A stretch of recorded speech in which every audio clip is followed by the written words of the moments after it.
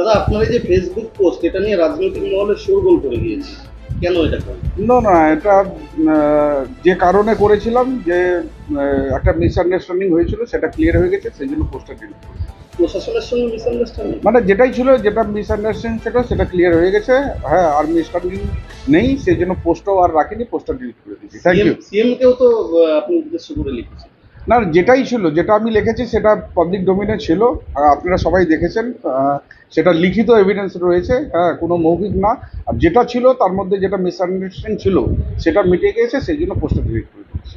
এর আগেও আব্দুল করিম চৌধুরীকে বিদ্রোহী হতে দেখা গিয়েছে, তারপর না, আপনি এটা এটা এটা কোনো বিদ্রোহের কোনো অবকাশ নেই এখানে। আমি একজন তৃণমূল কংগ্রেসের একজন সাচ্চা কর্মী আছি, আজীবন সাচ্চা কর্মী হিসাবে থাকবো।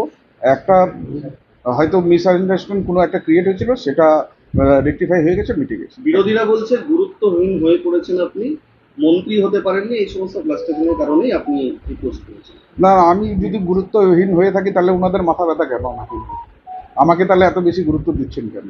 ঠিক আছে, তো কৃষ্ণ কল্যাণীর গুরুত্ব জনগণের দরবারে আছে। হ্যাঁ, আর সেটা থাকবে। আর ওনাদেরকে আমি বলবো নিজের চরকায় তেল দেওয়া।